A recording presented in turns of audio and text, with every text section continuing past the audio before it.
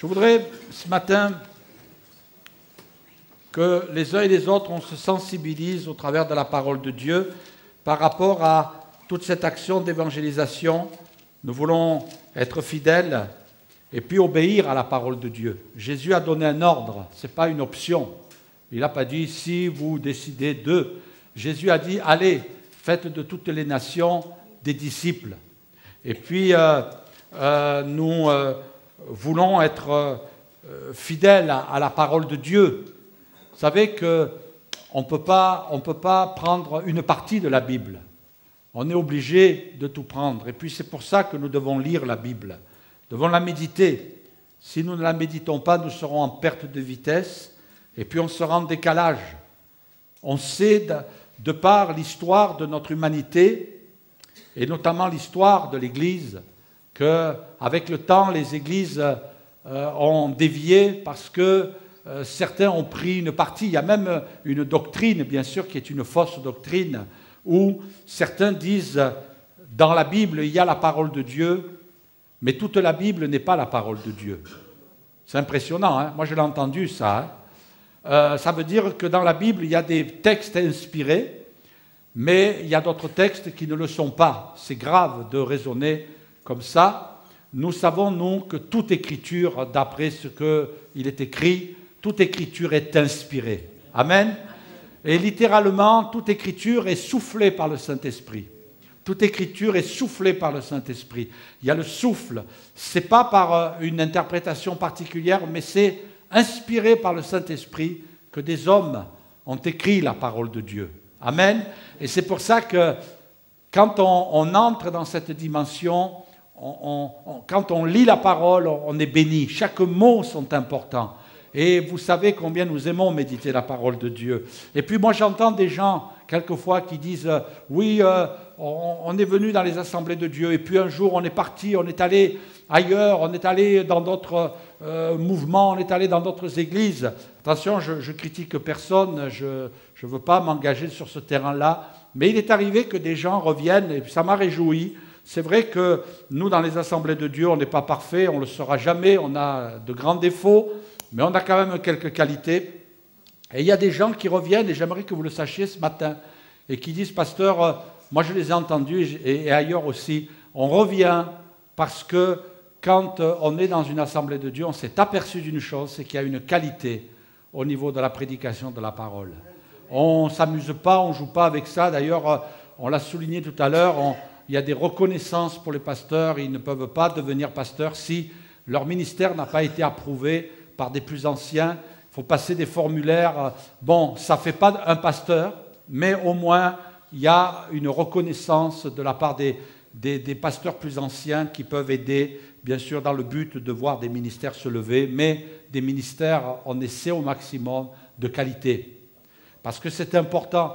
C'est vrai qu'il nous est arrivé des fois d'entendre aussi des gens dire on est impressionnés, parce que dans les assemblées de Dieu, quelquefois, les pasteurs, et pour beaucoup d'entre eux, notamment en France, ils n'ont pas suivi de cours, ils n'ont pas été dans des écoles bibliques, mais il y a quand même quelque chose que d'autres qui ont suivi, d'autres mouvements qui ont suivi des cours et qui ont été dans des écoles, n'ont pas. Parce qu'on est vraiment dans les assemblées de Dieu, et puis je ne vais pas faire la louange de l'assemblée de Dieu, on est vraiment aussi attaché à la puissance du Saint-Esprit, au souffle de Dieu. On sait s'abandonner parce qu'on est conscient de nos incapacités, on sait s'abandonner. Ça, c'est très important. D'ailleurs, c'est le thème de ce matin. J'aimerais vous parler de l'évangélisation qui est une priorité, mais j'aimerais vous parler de l'évangélisation qui est accomplie avec la puissance de Dieu. On va relire ce passage, Jésus qui va dire « Mais vous recevrez une puissance, le Saint-Esprit survenant sur vous, et vous serez mes témoins. » Notez bien, j'enfonce le clou ce matin. Mes témoins d'abord à Limoges. Ben oui, quand il est marqué Jérusalem, si on le traduit à nous, d'abord tu dois être un témoin à Limoges. Bon, ça va, vous êtes convaincus. Dans toute la Judée, dans la Samarie et jusqu'aux extrémités de la terre. Ça, c'est très important aussi d'avoir une vision. Mais, comme je le disais dimanche dernier, quelquefois les extrémités de la terre, on les voit ici. On bénit Dieu pour tous ceux que le Seigneur nous envoie. C'est une grâce de Dieu. Et ce matin, je voudrais vous parler de la puissance. Vous recevrez une Dites-le avec moi. Vous recevrez une puissance. Et dis à ton voisin, dans le terme grec, c'est dynamis. Dynamis qui a donné naissance à dynamo, dynamique. Et puis, bon, maintenant le voisin qui a entendu ton voisin dire dynamis, retourne-toi et dis-lui, est-ce que tu sais ce que ça veut dire au moins? Dynamis, ça veut dire miracle, capacité, force, pouvoir. Dis à ton voisin, écoute bien le pasteur. Miracle, capacité, force, pouvoir, sens, moyen, puissamment, capable. Oh, ça nous rassure.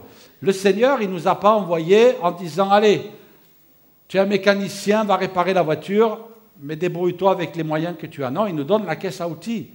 Il nous donne aussi le manuel. Nous, notre manuel, c'est la parole de Dieu.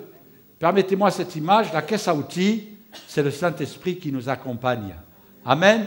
Et puis Dieu ne t'envoie pas comme ça. Hein? Et il ne dit pas, voilà, débrouille-toi, fais ce que tu peux.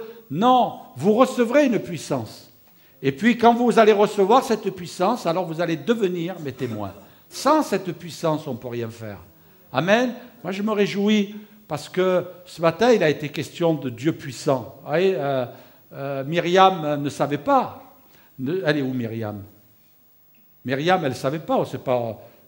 Ne me téléphone pas, les leaders de louange, en disant « Bon, pasteur, qu'est-ce que tu vas prêcher ?» Je ne le dirai à personne, hein, mais dis-le-moi, qu'est-ce que tu vas prêcher? Non, jamais. Mais ils font quelque chose, comme je fais moi, c'est qu'ils demandent à Dieu, ils prient. Et merci Seigneur d'avoir nos leaders de louange, nos musiciens, qui prient pour ça, parce qu'ils exercent un ministère. Et c'est un ministère important. Et puis ce matin, il a été question de puissance. Et je me suis réjoui. Et puis, vous savez, ils savent hein, qu'on travaille avec le Saint-Esprit, aussi bien eux que moi aussi. Et puis ce matin, là, quand j'ai entendu notre Dieu est un Dieu puissant, j'ai dit, ah, c'est le moment. Et puis j'avais à cœur de prier pour les malades. J'avais à cœur, mais vous voyez, on attend parce qu'on ne veut pas que ce soit charnel, on ne veut pas que ce soit humain. Et on a saisi le moment parce que c'était le moment de Dieu. Myriam ne le savait pas. Moi non plus, mais Dieu a prévu son moment, et puis on a prié, et parce que Dieu nous envoie avec sa puissance. Notre Dieu est un Dieu puissant. Amen. Mais il nous rend puissants aussi. Alléluia.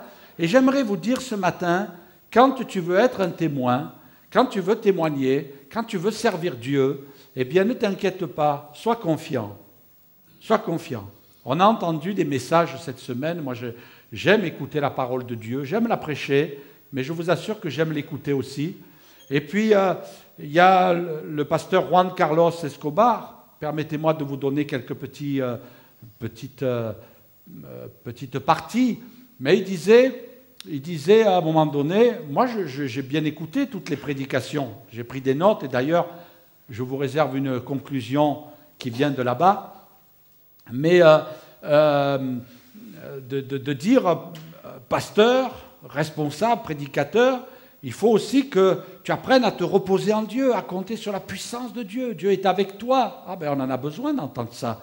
Ça ne servirait à rien de vous prêcher ce matin si moi, je ne vais pas me confier en Dieu, mais tu dois être rassuré quand tu sers Dieu.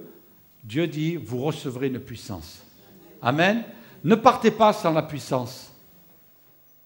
Excusez cette expression, mais vous allez la comprendre. Ne partez pas sans votre caisse à outils.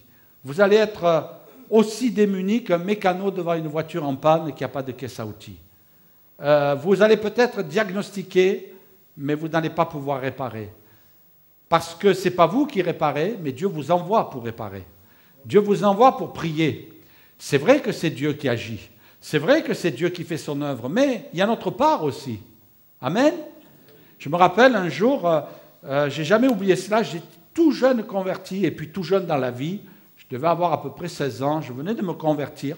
Et puis là, alors que je lisais la Bible, dans le salon, ma mère était malade, elle souffrait d'une sciatique, et puis nous, les sciatiques de ma mère, elles sont mémorables. On sait que quand ma mère faisait une sciatique, il fallait se faire à manger, faire la vaisselle, faire le ménage, pendant une semaine. Comprenez?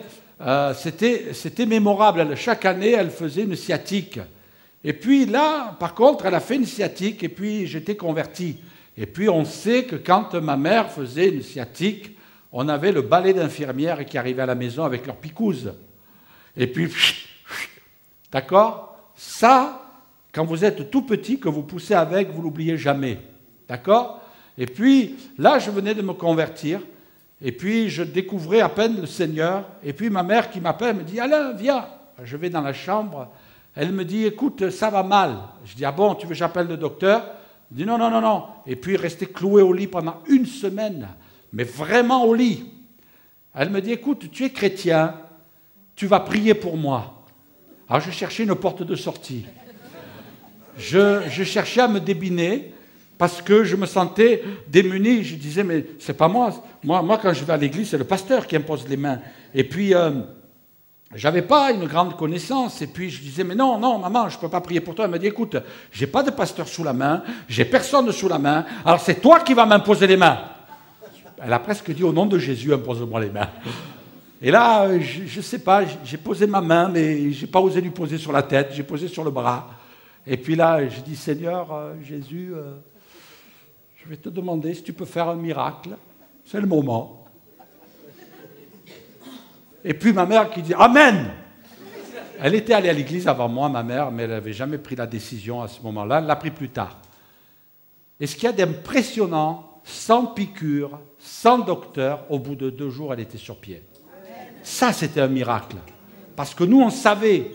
Moi, j'étais content qu'elle puisse nous faire à manger, qu'elle fasse le ménage et le reste. Mais Dieu a fait un miracle, mes frères et sœurs. Et quelque part, ça a été le premier que j'ai expérimenté. Et c'est vrai, quelquefois, on est là, mais Dieu nous dit, mais fais les choses, c'est écrit dans la parole. C'est ce que le Seigneur nous dit dans sa parole. Et puis, de nous appuyer sur lui. Je vais vous raconter, je ne vais pas le lire, mais je vais vous raconter l'histoire. Peut-être on peut au fur et à mesure l'afficher. Mais c'est l'histoire de Pierre qui va évangéliser Corneille. Actes chapitre 10, vous relirez chez vous tout ce chapitre. La Bible nous dit que Corneille eh bien, était un homme qui craignait Dieu, qui était pieux avec toute sa maison, et puis qui faisait beaucoup d'aumônes, on a lu le verset tout à l'heure, et qui priait Dieu continuellement. Et tout d'un coup, pendant un temps de prière, la Bible nous dit qu'il a vu en vision un ange de Dieu qui est entré chez lui. Et l'ange de Dieu lui a dit, eh bien, va chercher un homme qui s'appelle Simon, surnommé Pierre. Et puis, bien sûr, il l'a envoyé chercher. Pendant ce temps, la connexion de Dieu, c'est merveilleux, hein, la connexion de Dieu. Pierre, qui est à plusieurs kilomètres de distance, est en train de prier à un moment donné. Et puis, d'un coup, il voit le ciel qui s'ouvre, dans une vision aussi, et puis des quadrupèdes, des reptiles, des animaux impurs pour le peuple juif, et Dieu lui dit, tue et mange. Pierre, il dit, non, je ne mange pas. Et 3 fois, Dieu lui répète les choses, tue et mange, et puis ensuite, ça se retire. Et là, il entend ding-dong, sonner chez lui, il va ouvrir la porte, et il dit, voilà, on vient de la part de Corneille te chercher parce que Dieu nous dit d'aller vers toi, et puis il y a la connexion qui est faite. Il va à la maison, et il arrive, et puis là, il voit Corneille avec sa famille, avec des amis intimes, qui sont tous là pour écouter ce que Dieu lui a ordonné de dire. Et Pierre, il est un peu gêné parce que c'est la première fois qu'il entre, du moins qu'il va échanger avec des païens, d'où l'image de cette nappe qui descend du ciel avec des animaux impurs. Et finalement, il comprend à ce moment-là que Dieu lui ouvre une porte vers les païens. Les Juifs n'échangeaient pas avec des païens. Mais là, il commence à prêcher la parole de Dieu. Et pendant qu'il prêche la parole de Dieu, la Bible dit que le Saint-Esprit est descendu sur tous et ils se sont mis à parler en langue. Et littéralement, le Saint-Esprit est tombé. Le verbe descendre, il n'est pas fort. Normalement, le verbe est plus fort ici. Il est dit au verset 44, peut-être on va vous le mettre, voilà, 44. Regardez ce qui est écrit. Comme Pierre prononçait encore ces mots, le Saint-Esprit descendit. Et le verbe employé ici, c'est le verbe tomber, se ruer, s'emparer. C'est un verbe plus fort. Le Saint-Esprit est tombé. Alléluia, c'est bon quand le Saint-Esprit tombe. Hein. Et puis, sur eux, ils se sont mis à parler en langue. Et là, qu'est-ce qui s'est passé? C'est que Pierre a ordonné qu'ils soient baptisés au nom de Jésus, comme ça se passait pour les Juifs. Béni soit Dieu, parce que quelquefois, nous, on est un petit peu hésitants, on n'ose pas, mais Dieu nous accompagne par sa puissance. Vous avez remarqué, dans cette évangélisation-là, il y a un ange de Dieu, il y a des visions, il y a le Saint-Esprit, la puissance de Dieu. Le ciel qui travaille avec la terre. Amen. Est-ce que vous le croyez, que quand vous travaillez avec Dieu, le ciel travaille avec vous? Il faut le croire. Il faut le croire. Bon, il travaille avec des gens équilibrés. Vous m'avez compris. Le Saint-Esprit, la puissance de Dieu fait le choix aussi de travailler avec des enfants de Dieu, avec des chrétiens. Mais Dieu veut travailler avec nous. Dieu veut travailler avec nous. J'aimerais vous dire, regardez ce qui est écrit dans l'évangile de Marc. Voici les miracles qui accompagneront ceux qui auront cru. En mon nom, ils chasseront les démons, ils parleront de nouvelles langues, ils saisiront des serpents, s'ils boivent quelques breuvages mortels, ils ne feront point de mal. Ils imposeront les mains aux malades et les malades seront... Amen. Voici les miracles qui accompagneront les croyants, ceux qui croient en Jésus, ceux qui ont donné leur cœur à Jésus. C'est vrai que ce n'est pas évident de témoigner à quelqu'un, mais dites à quelqu'un avec foi, tu sais, je te parle de Jésus aujourd'hui, mais toi, tu m'as parlé de tes problèmes de couple. Eh bien, écoute, tu sais quoi? Je te dis à toi, à qui j'ai témoigné, qu'à partir d'aujourd'hui, je vais prier pour ton couple. Ah, peut-être vous dites, ouais, mais c'est risqué. Ben, c'est normal que ce soit risqué. Je me rappelle le témoignage de ce missionnaire. Moi, ça m'a toujours effrayé parce que, vous savez, je ne sais pas vous comment vous êtes, mais moi, je me mets dans la peau des gens quand on me raconte une histoire. Un jour, il est appelé, ce missionnaire, Roger Albert, il est appelé à venir dans une maison. Il va dans cette maison, il tape, il dit « Bonjour, voilà, vous m'avez appelé. Pourquoi vous m'avez appelé ?»« Ben, pasteur, je vous ai appelé parce que j'ai mon bébé qui vient de mourir. »« Ah, et alors ?»« Eh bien, écoutez, vous allez le ressusciter. »« Ah oui, je vous avoue que même le missionnaire Roger Albert, il n'avait pas vu ça dans sa vie. Hein. Et puis, lui, il dit, écoutez, ça arrive, des fois c'est comme ça, la vie, il y en a qui vivent, il y en a qui naissent, il y en a qui meurent, c'est la vie. Hein. Voilà, moi je vais prier pour vous, pour que Dieu vous apporte sa consolation. Il était bon pasteur, hein. Il va vous consoler, il va mettre la paix dans votre cœur. Cette femme, elle a dit, non, pasteur, non. Elle est allée chercher le bébé, elle lui a mis dans les bras. Ressuscitez-le. Alors il a été très embarrassé, là, il était là, et puis c'est lui qui nous raconte cette histoire. Moi j'étais tout jeune, pasteur, quand je l'ai entendu raconter cette histoire. Il était là avec le bébé mort, et puis qu'est-ce que vous auriez fait, vous? Ah, vous auriez peut-être eu plus de foi que le missionnaire Roger Albert. Hein. Vous auriez dit, oh Seigneur, je te loue de ce que chaque fois tu ressuscites les morts pour lesquels je prie. C'est ce que vous auriez dit? Moi pas. Et puis il était embarrassé avec ce bébé mort dans les bras. Et puis à un moment donné, la dame, elle le regarde dans les yeux et dit « Hé, priez !» Alors lui aussi devait chercher une porte de sortie. Hein. Mais là, il avait le bébé mort dans les bras. Eh bien, vous savez ce qu'il a fait? Il a prié. Et Dieu a ressuscité le bébé. Et puis là, Dieu lui a donné une grande leçon. Dieu lui a donné une grande leçon. C'est que souvent, nous sommes paralysés par la peur. Et puis, même ce grand missionnaire que Dieu a utilisé pour évangéliser Tahiti et puis la Polynésie et puis des îles de Polynésie aussi. Dieu s'est servi de lui et Dieu a permis à des églises de voir le jour. Mais là, il était embarrassé comme vous l'auriez été, vous, comme je l'aurais été moi-même. On ne fait pas les grands devant des situations comme cela. Mais Dieu nous dit, ose, pourquoi tu n'oses pas? Moi, je suis prêt à faire le miracle. Vous imaginez si vraiment il avait été têtu et qu'il aurait dit à cette femme, écoute, allez hop, reprends ton bébé, on va préparer des obsèques, et puis on va se retenir là. Vous imaginez? Mais le Seigneur a fait un miracle au travers de lui. Quelquefois, on ne vit pas le miracle parce qu'on n'ose pas. Parce qu'on n'ose pas. Et notre Dieu nous invite à oser. Je vais vous montrer une photo aussi, je vous ramène ça du congrès. On a eu un petit rapport d'un travail de Dieu en Inde. Il y a un orphelinat là-bas en Inde, et puis dans cet orphelinat, il y a les Assemblées de Dieu de France qui aident aussi au financement de l'étude, des Bibles, etc., des habits de ces enfants très pauvres. Et puis on a entendu un témoignage aussi de ce que Dieu a fait.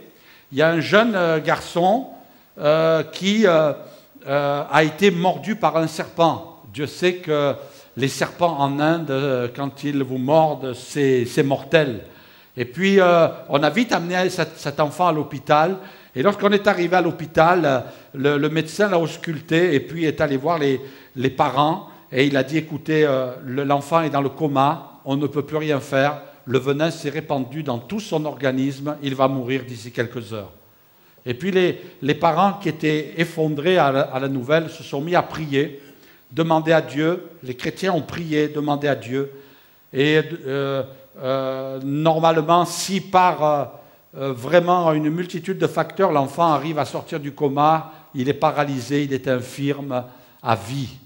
Et puis, il y a eu l'Église qui a prié, des hommes et des femmes qui ont prié, et puis l'enfant est sorti du coma sans aucune séquelle. Et le pasteur qui racontait cette histoire a dit à l'un des missionnaires, c'est cet enfant-là qui est là en train de louer le Seigneur. Notre Dieu est un Dieu de miracles. Amen. Notre Dieu est un Dieu puissant. Jésus a dit, l'Esprit du Seigneur est sur moi. Même Jésus avait besoin de la puissance du Saint-Esprit sur lui, parce qu'il m'a oint pour annoncer une bonne nouvelle aux pauvres, il m'a envoyé pour guérir ceux qui ont le cœur brisé, pour proclamer aux captifs la délivrance et aux aveugles le recouvrement de la vue, et pour envoyer libres les opprimés, pour publier une année de grâce du Seigneur. Amen. L'Esprit du Seigneur est sur moi. Le désir de Dieu, c'est vraiment de te dire, tu n'es pas seul, tu n'es pas seul. Tu vas y aller avec la puissance du Saint-Esprit. Ma puissance va t'accompagner. Il y a eu des moments de découragement. Paul s'est retrouvé en prison. Et puis Dieu lui a dit, dans des moments de découragement même aussi, Dieu lui a dit, ne te tais point, parle de moi. Parle, ne te tais pas. Souvent, on se laisse rendre muet par les actions des ténèbres, par l'œuvre de l'ennemi. Mais Dieu dit, ne te tais pas. Il y aura des moqueurs, il y aura des gens qui vont vous insulter, il y aura des gens qui se mettront en colère. Mais la parole de Dieu, elle sera semée et nous voulons bénir le Seigneur. Le message que Dieu nous donne, c'est un message unique. Mais ce message, il n'y a qu'un seul message, un message, mais plusieurs moyens de le transmettre. On bénit Dieu de toutes les différents moyens que Dieu met à notre disposition pour annoncer la parole. Regardez ce que Dieu dit par la bouche de l'apôtre Paul à Timothée. Je t'en conjure devant Dieu et devant Jésus-Christ qui doit juger les vivants et les morts, et au nom de son avènement et de son royaume, prêche la parole. Prêche la parole. Insiste en toute occasion, favorable ou non, reprend, censure, exhorte avec toute douceur et en instruisant.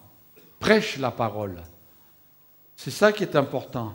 J'ai bien aimé cette citation de Bonhoeffer, qui était un théologien allemand et qui a été martyr et exécuté à l'époque du nazisme parce qu'il a refusé qu'il soit manipulé entre les mains du gouvernement pour déformer le message de l'Évangile. Il a refusé et à cause de cela, il a été exécuté, il a été martyr. Il dira, l'Église n'est belle que lorsqu'elle est tournée vers ceux qui n'en font pas encore partie. Amen. L'Église est belle. Mes frères et sœurs, tout à l'heure je disais, Dieu veut faire de nous des témoins. Il faut que ce soit comme une obsession. Ça ne veut pas dire qu'on ne va pas s'occuper du reste des choses de la vie. Mais Dieu nous dit, mais pense, je t'ai sauvé, je t'ai béni, je te bénis dans ton travail, je te bénis dans ta famille. Mais n'oublie pas l'œuvre de Dieu. Il y a des âmes à sauver, il y a une ville à conquérir. Dieu nous a placés à Limoges. Combien de temps, on ne sait pas.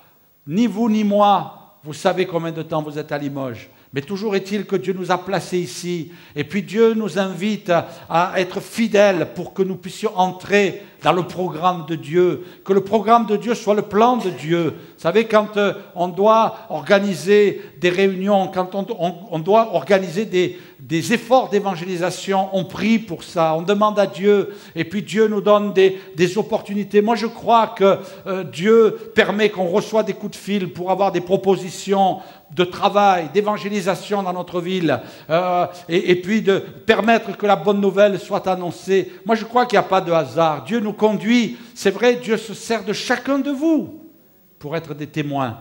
Mais au travers de vous, Dieu veut aussi accomplir des miracles. Amen. Et ça, c'est très important. Pendant le congrès des Assemblées de Dieu, on a eu l'intervention de Franck Alexandre qui nous a apporté un très bon message sur l'évangélisation. Vous connaissez son ministère, on l'a reçu ici à plusieurs reprises. Eh bien, il mettait en évidence qu'aujourd'hui, on parle du 6e continent. C'est celui d'Internet, où on comptabilise 1,5 milliard d'habitants. On a des habitants sur Internet. Vous le savez, vous en avez non seulement entendu parler, mais vous pratiquez vous aussi. Et puis, je vous dis franchement, mes frères et sœurs, on entend beaucoup de gens. Il y a 2 personnes, dont une qui va être baptisée bientôt. Il y en a une autre qui se prépare pour le prochain service de baptême. Ces 2 personnes sont venues me voir et m'ont dit, pasteur, on a eu des contacts, on a entendu, on a eu la prédication de la parole. Mais avant de venir chez vous, on est passé par Internet et on vous a suivi pendant plusieurs mois. Et on veut bénir Dieu. Et puis je veux vraiment, vraiment encourager l'équipe qui travaille. Je sais que ce n'est pas toujours évident. On travaille avec des outils qui sont vieux quelquefois. On n'a pas les moyens financiers parce qu'on voudrait faire plus, mais on ne peut pas pour que l'Évangile puisse être diffusé par Internet. Aujourd'hui, on nous demande des prédications. Il y a un missionnaire, Jacques Elbaz, qui est passé parmi nous, qui nous a dit « Donnez-moi des prédications que vous enregistrez pour les passer en Israël. » On m'offre 8 heures par jour de messages francophones à passer en Israël et puis pour les diffuser. Aujourd'hui, il y a des tas et des tas de gens qui se convertissent par Internet. On a eu des témoignages de l'œuvre de Dieu aussi dans les pays musulmans. Et puis de voir l'œuvre de Dieu se développer. Il y a des gens qui sont à l'écoute d'Internet. Aujourd'hui, on sait qu'il y a des messages de l'Évangile qui sont diffusés en arabe et qui peuvent atteindre ce peuple aussi. Il faut quand même le dire et le noter que dans ce peuple, il y a des gens qui sont persécutés aussi. Il y a des chrétiens qui sont mis à mort et puis ils marchent avec Dieu. Il y a des frères et sœurs dans ces pays musulmans qui aiment le Seigneur. Et puis Dieu nous appelle à nous mobiliser. Il y a 1 milliard d'individus. Je pense qu'à nous tout seuls, on n'arrivera pas à les atteindre. Mais peut-être on va prendre notre part. Moi, j'aimerais qu'on ait une vision aussi. Et puis je saisis l'occasion ce matin pour vous dire, le Saint-Esprit veut te remplir pour que tu puisses rejoindre l'équipe qui travaille sur Internet, que tu ailles voir l'équipe qui travaille à l'IMAV et que tu dises « Moi, j'ai 2 heures, j'ai 3 heures, j'ai du temps à donner pour que l'Évangile soit diffusé, chacun pour notre part. » Et ce matin, nous, dans l'équipe de l'IMAV, on se dit « Est-ce qu'on peut aller plus loin? Est-ce qu'on va aller plus loin? Est-ce qu'on peut faire mieux ?» Moi, je dis oui, mais on a besoin de moyens. Et ça passe aussi non seulement par des moyens financiers, mais ça passe aussi par des moyens humains. On a besoin de vous, mes frères et sœurs. Et béni soit Dieu pour tous ceux qui travaillent, qui le font de tout leur cœur. Je vais laisser sur votre cœur, et je vais inviter l'équipe de louanges à venir. Je vais arrêter ma prédication ici, mais je vais laisser sur votre cœur le message, du moins les points du message de Juan Carlos Escobar. Je prends des notes quand j'écoute la prédication. Et puis, j'ai dit, tiens, je vais le partager avec les frères et sœurs. C'est sur la conclusion. Dieu nous appelle à semer sa parole. Alors, c'est des notes, hein, c'est des notes. La prédication, elle a duré à peu près 1 heure. Et il a parlé du semeur. Nous sommes appelés à semer sa parole.